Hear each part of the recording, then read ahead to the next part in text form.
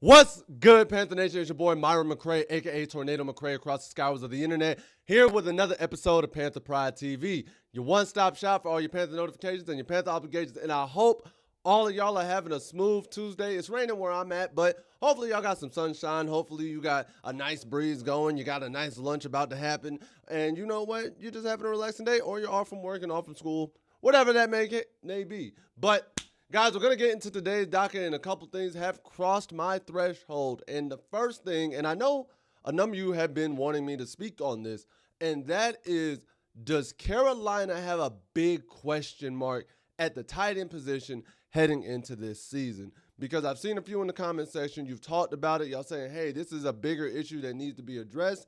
Some have kind of passed it off. But you know what? We're going to talk about it and dive into it today, because an article from an NFL analyst says that, hey, yo, there's some red flags coming out here.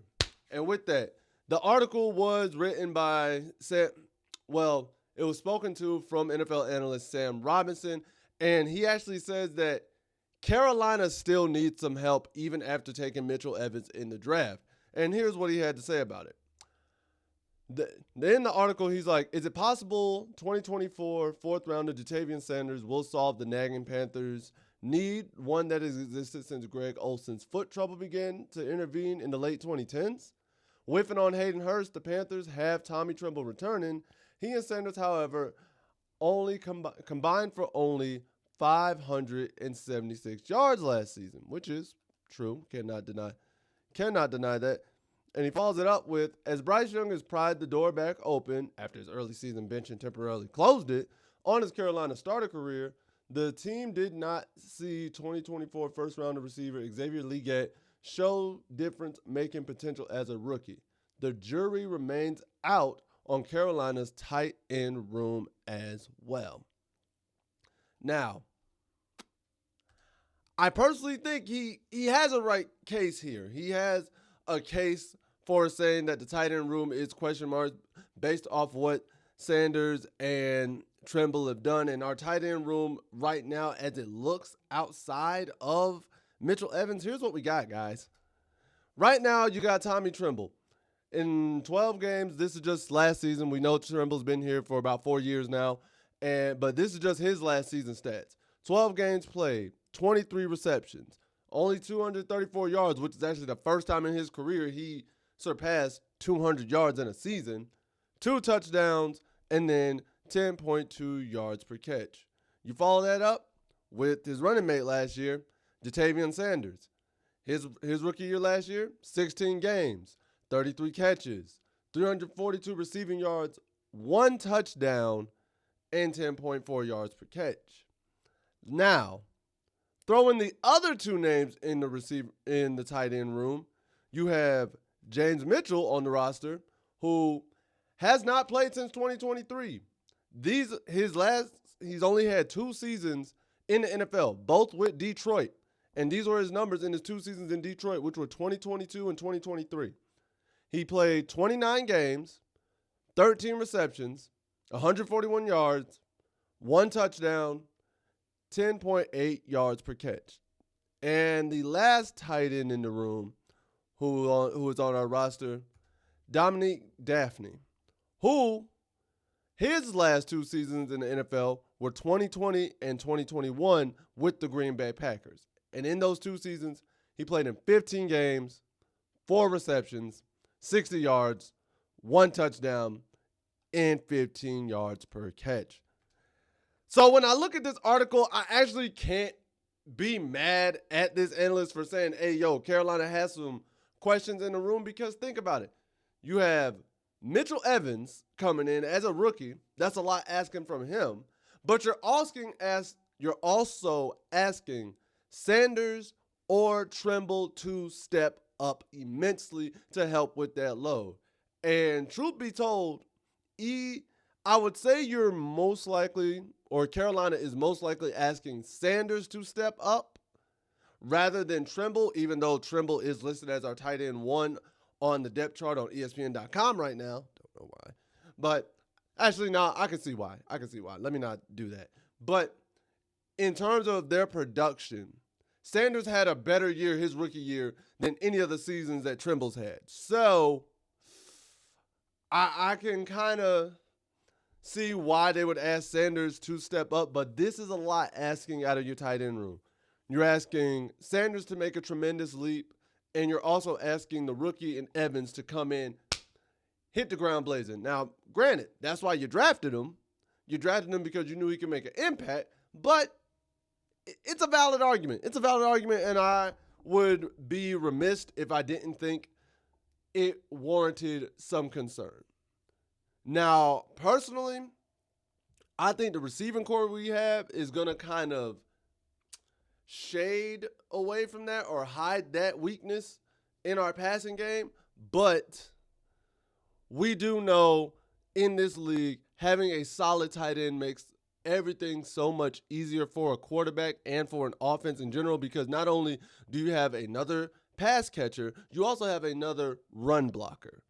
And when you have somebody who can be a dual threat like that, who can make sure that your running backs are getting the holes they need off the edge or right between him and the tackle, that's amazing. But then when you can say, hey, yo, go out in this flat, or we need a 5-yard pick-me-up or a 10-yard pick-me-up, 15-yard pick-me-up, we know how viable of an option that is. George Kittle, Travis Kelce,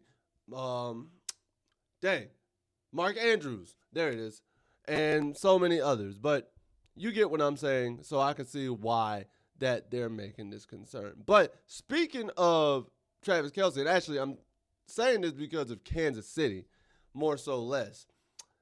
Did y'all know that Carolina actually has Patrick Mahomes' brother?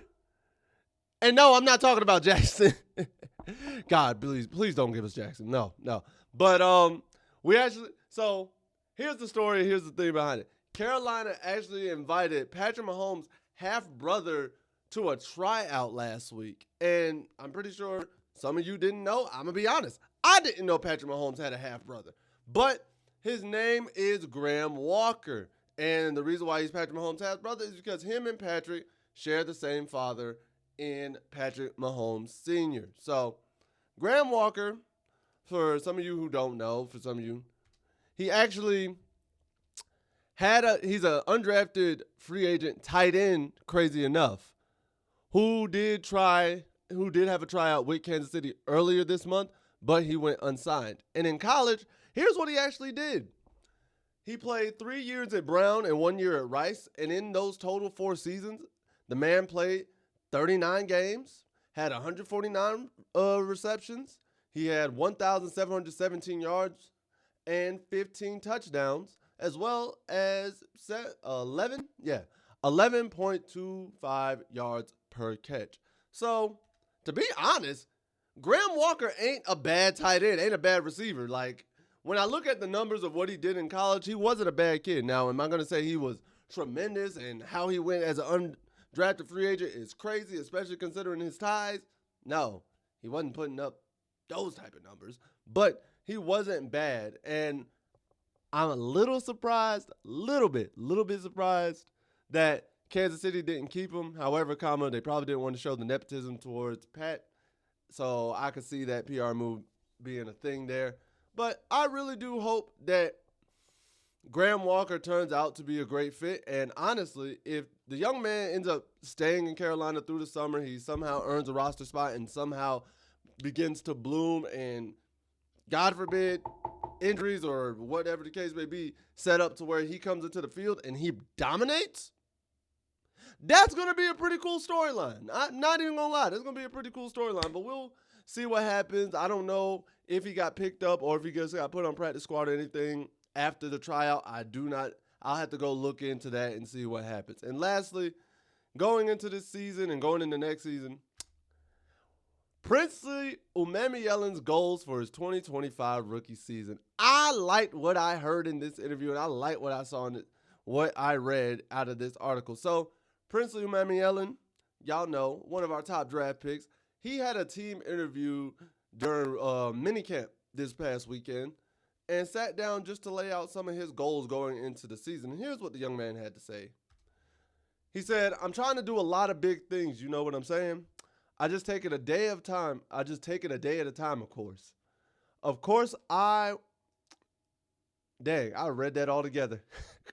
I just take it a day at a time. Of course, I want to do things like get double digit sacks and get defensive rookie of the year and things like that. But I'm just trying to take it one day at a time and get better every day. And he followed that up with this about Avero's defense and running in the 3-4. He said, I think this defense could help me change the game and affect the game in many different ways. Being in the 3-4, I'm playing an outside linebacker spot, so I can help the team in the run defense, stopping the run, and in the pass defense when it comes to sacking the quarterback and in coverage. And truth be told, I love that. I love that the young man has those goals. He wants to be defensive rookie of the year. He wants to get double-digit sacks. He wants to make an impact immediately, and he's buying into the 3-4 defensive scheme. And it's just like, hey, I can make an impact. I can do these things, and I know I'm capable of it. And there was nothing but high praise from both Dan Morgan and Dave Canales on his ability, both pre-draft, draft night, and at minicamp and in the workout so far. So in my mind, Princely, I love his attitude. I love where he's going into this season with, and I just hope the young man dominates. I hope all our players dominate, if I'm being truthful. Come on now. I'm a Panthers fan. Y'all are Panthers fan. That's what we want to see. But guys, that's all I have for today's episode. If you like this, please make sure to like, share, subscribe, and hit the notification bell below. Please comment below your thoughts on the tight end room situation as we go into this season. Let me know, did you know Patrick Mahomes had a half-brother that was out here trying to make it to the league? Because I sure as heck didn't. And lastly, what do you think are some reasonable goals to set for Princely Mamiela heading into the 2025 season and anything else in between? Because at the end of the day, what do I know? I'm just a skinny brother with 2 tats. Peace. Much love to all of you, Panther Nation. Take care. Later days. And as always, keep pounding. I'll see you next time.